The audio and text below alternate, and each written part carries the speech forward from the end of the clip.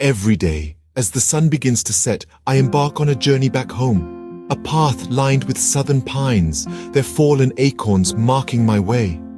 There's an inexplicable joy in stepping on these acorns, a simple pleasure that's hard to convey with words. Each step results in a crunch, a sound akin to the satisfying snap of biting into a crisp chip. It's a fleeting, ephemeral sound, yet it brings an immense sense of delight. The crunch of an acorn underfoot, the subtle crackle echoing in the quiet evening. It's a symphony of nature that I've come to relish. The larger and drier the acorn, the better the sound, the greater the satisfaction. It's a game of sorts, a hunt for the perfect acorn to crunch underfoot. Every evening walk turns into an acorn hunt, a small adventure that adds a dash of excitement to my routine. This peculiar pastime of mine, it hasn't gone unnoticed. My American neighbors, they pass by, their faces often etched with a mix of curiosity and confusion. I see them in my peripheral vision, their puzzled expressions reflecting in the rear-view mirror of my mind. Perhaps they think, why would anyone find joy in stepping on acorns? Well, the answer is simple, yet complicated. Yes, I do find joy in it. It's been over a year since I left my home in Mexico. And in this foreign land, these little acorns have become a source of comfort, a reminder of the crunching leaves back home. In the grand scheme of life, it's a small, trivial pleasure. But for me, it's a moment of solace, a familiar routine that brings a semblance of home to this distant land. It's a simple act of stepping on acorns, crunching them underfoot, that helps me cope with the distance, the longing, the homesickness. Yes, I enjoy this simple pastime. It's been over a year since I left my home in Mexico, and these small pleasures help me cope. 3 times I was approached to work here in the US. The first 2 times I declined. The third I accepted with a weak rationale. The first time I was offered a job in the United States, I firmly said no. Why would I leave my family, my home, my country to venture into an unknown land? It didn't make sense. I had everything I needed right where I was. The comfort of my home, the love of my family, the familiarity of my surroundings. The prospect of leaving all that behind was unthinkable. Then came the second offer. I was tempted, I must admit. The lure of a better job, the allure of a new adventure, the promise of a different life, it was enticing. But again, I declined. I wasn't ready to uproot my life. I wasn't ready to leave my family. I wasn't ready to step out of my comfort zone. But then the third offer came. This time, I hesitated. I started thinking, maybe this is a sign? Maybe this is a chance for me to broaden my horizons, to experience a different culture, to learn something new. Maybe this is an opportunity I shouldn't pass up. So I accepted the job.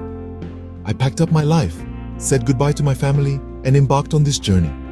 I told myself, 3rd time's the charm, right? I convinced myself that this was the right decision, that this was meant to be.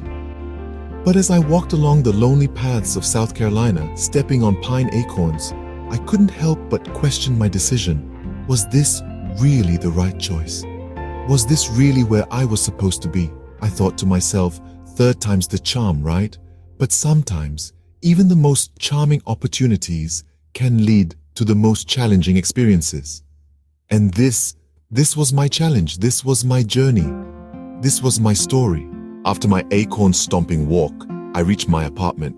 It greets me with a silent joy. It's a simple space, nothing too grand, but it's home, at least for now, my home away from home. I step on the carpet, feeling its familiar texture under my feet. It's a comforting sensation, a bit like the crunch of the acorns underfoot. Then there is the kitchenette. It's small, but it has everything I need. I cook my meals here, experimenting with different recipes. Sometimes I try to recreate the dishes from my home in Mexico, adding a dash of nostalgia to the pot. The fridge, almost always empty, hums in the background, a constant, reassuring presence. And then there are my books, my faithful companions. They transport me to different worlds, allowing me to escape, even if just for a while. They are my solace, my refuge. They remind me of the power of stories, of imagination. In the midst of all these inanimate objects, there are two things that hold a special place in my heart. The first is a painting by Galita. It's a beautiful piece full of vibrant colors and life. It reminds me of the beauty that exists in the world, the beauty that I left behind. The second is a little figure that Dante gave me. It's a small, unassuming thing, but it means the world to me. It's a piece of my past, a piece of my family. It's a reminder that even though I'm miles away, I'm still connected to them. I look at it with tenderness, with love. These objects, they are not just things, they are fragments of my life, of my journey. They are reminders of where I've been, where I am, and where I hope to go. They are the silent witnesses of my solitude, my struggles, my victories. They keep me company, they comfort me, they inspire me. Yes, my apartment may be small and simple, but it's filled with stories, with memories, with love, and for that, it brings me joy. These few things, they keep me company in my solitude. I've had two terrible nightmares, both about my home in Mexico. In the still, silent night, my subconscious paints a stark, unsettling picture. In my first dream, a helicopter hovers ominously over my house in Mexico. A soldier leans out, his face obscured by shadows, firing indiscriminately at the innocent people below. I'm there, clutching my children in a desperate embrace as the soldier's gaze meets mine. He's saying something to the pilot, his words lost in the roar of the rotor blades. I can only guess he's instructing them to fly closer, to target my home. The second dream, though less violent, is perhaps even more gut-wrenching. Once again, I find myself in my home in Mexico. I awaken with a joyous start, thrilled to be back. But as I wander through the familiar rooms, the joy evaporates, replaced by a chilling realization. The house is empty. Each room I enter, each floor I ascend, only reaffirms the desolation. It's just me, alone, a spectral presence in my own home. In both dreams, the common thread is a palpable sense of fear and longing, fear of the danger that might befall my loved ones, longing for their comforting presence, their laughter, their love. These nightmares serve as a grim reminder of the distance that separates us, of the life I've left behind. In these dreams, I'm a mere observer, powerless to intervene or change the course of events.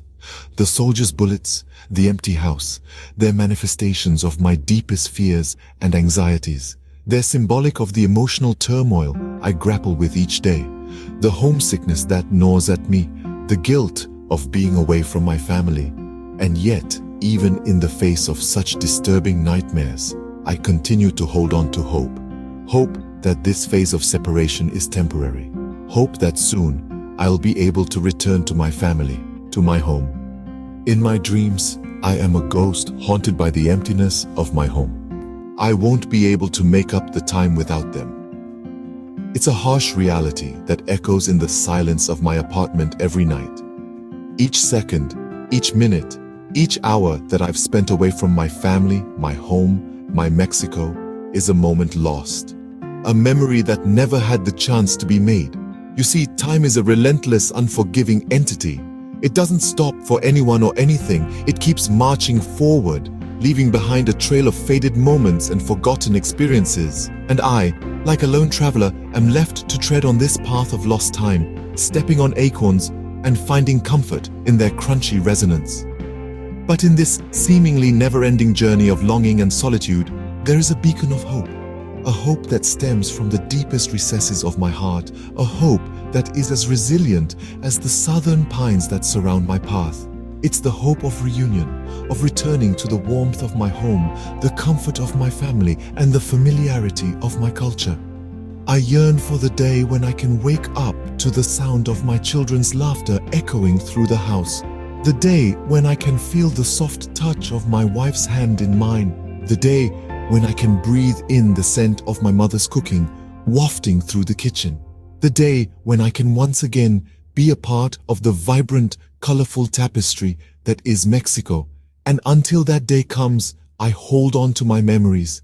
I hold on to the painting that Galita made for me, the little figure Dante gave me. I hold on to the sound of the acorns crunching under my feet, a sound that in its own unique way has become a part of my identity here in South Carolina.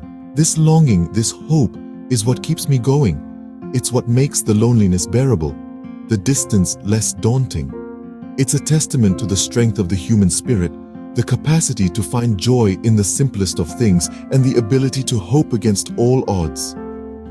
I hope everything ends soon so I can return to them. Until then, I have my acorns and my memories.